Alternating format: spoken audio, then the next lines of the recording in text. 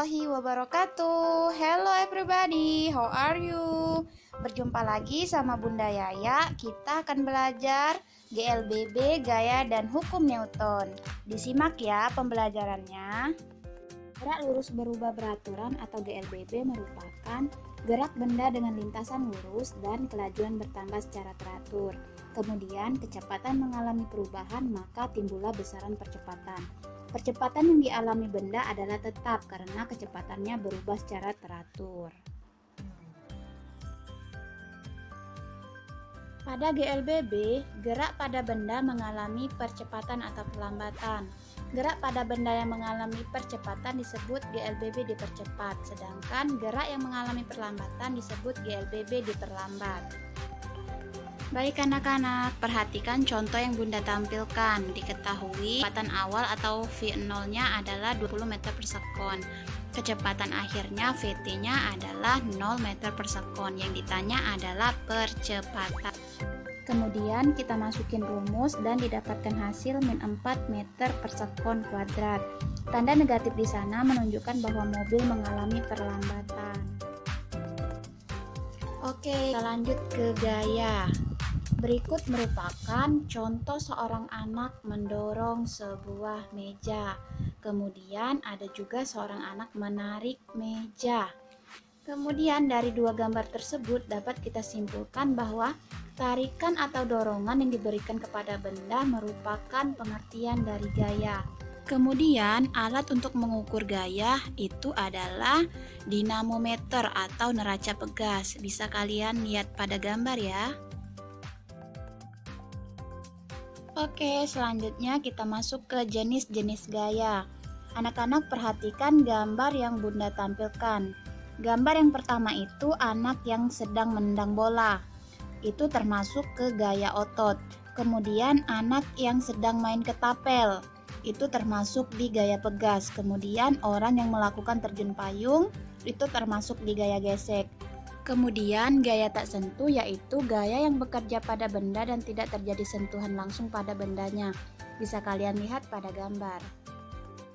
Kemudian resultan gaya. Yang pertama ada gaya sejajar dan searah.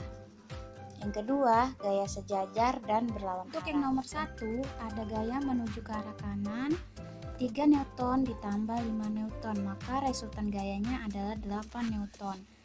Untuk nomor 2, ada gaya menuju ke arah kanan 3 Newton dan menuju ke kiri 6 Newton, maka hasilnya negatif 3 Newton ke arah kiri. Kemudian perhatikan contoh soal berikut ini. Dua orang anak melakukan tarik tambang, yang satunya memberikan gaya 400 Newton ke kanan dan anak yang satu lagi memberi gaya 600 Newton ke kiri. Berapakah resultan gaya tersebut dan kemanakah arahnya? Maka resultan gayanya tersebut adalah 400 Newton dikurang 600 Newton. Hasilnya negatif 200 Newton ke arah kiri.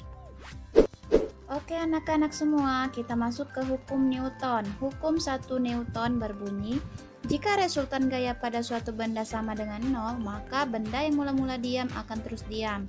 Sedangkan jika benda itu bergerak, maka ia akan bergerak terus dengan kecepatan tetap atau konstan. Secara matematis ditulis sigma F sama dengan 0.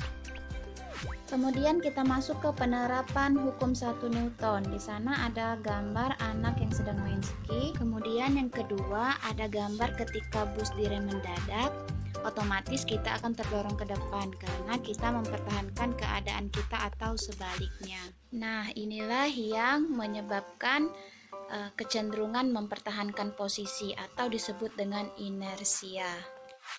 Hukum 2 Newton, yaitu percepatan yang ditimbulkan oleh gaya yang bekerja pada benda berbanding lurus dengan besar gayanya dan berbanding terbalik dengan massa benda. Lalu, makin besar gaya yang diberikan pada benda, maka percepatannya semakin besar. Lalu, dengan gaya yang sama diberikan pada benda dengan beban berbeda, makin besar massa benda, maka semakin kecil percepatannya. Maka diperoleh hubungan antara gaya, massa, dan percepatan adalah A sama dengan sigma F per M. Contoh hukum 2 Newton. 1.